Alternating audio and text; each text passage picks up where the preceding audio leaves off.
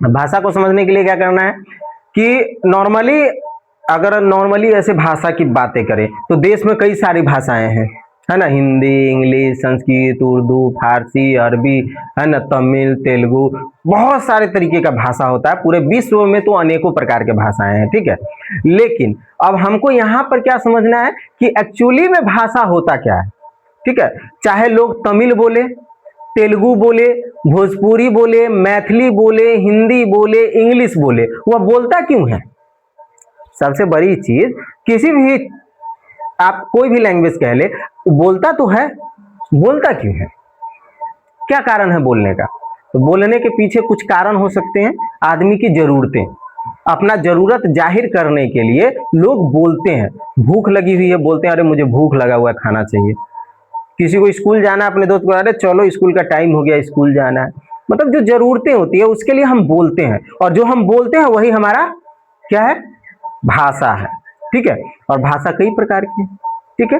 तो अगर लिटरली आपसे पूछा जाए कि भाषा किसे कहते हैं, तो आप उसको सीधा शॉर्ट जवाब दीजिए कि मनुष्य अपने मन की बात, मनुष्य अपने मन की बात जिस माध्यम से बताता है उसको हम क्या कहते हैं? भाषा कहते हैं। यानी कि अगर आप अपने मन की बात जिस भी माध्यम से बताइए वह आपका भाषा कहलाएगा। आप बोल करके बताइए, इशारा करके बताइए, लिख के बताइए, गा के बताइए, नाच के बताइए, जैसे बताना है बताइए। क्या बताना भाई, नाच के भी बताता है ना लोग, गा के भी बताता है? और लिख के भी बताता है, बोल के भी बताता है, इशारा करके भी बताता है, ठीक है ना। समझ रहे हो?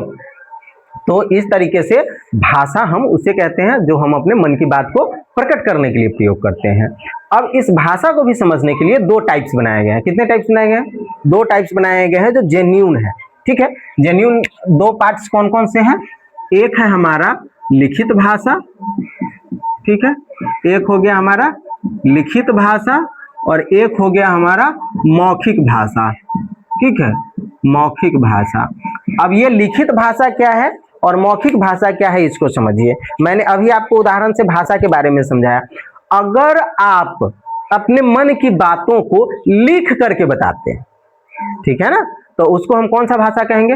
लिखित भाषा कहते हैं। पहले के समय टेलीफोन नहीं था तो लोग क्या करते थे? चिट्ठी भेजते थे, और चिट्ठी में अपने मन की बात लिखते थे और लिख करके दूसरी जगह पहुंचाते थे। तो वैसे चीजों को हम क्या कहते थे? लिखित भाषा। उस भाषा को हम कह सकते हैं कि वह लिखित भाषा है। अब ये मौखिक भाषा क्या होता है? तो हम अभी बोल रहे हैं, आपको हम बोल करके पढ़ा रहे हैं, है ना। आपको भूख लगती है तो बोलते हैं, ठीक है, कोई भी जरूरत हो तो आप बोलते हैं। तो बोल करके अगर आप अपने मन की बातों को प्रकट कर रहे हैं तो उस भाषा को हम क्या कहेंगे? मौखिक भाषा। यानी कि जिस बात को लिख करके प्रकट किया जाए लिखित भाषा कहलाता है, और अगर मन की बातों को बोल करके प्रकट किया जाए तो उसे मौखिक भाषा कहते हैं। समझ में आया? कोई दिक्कत?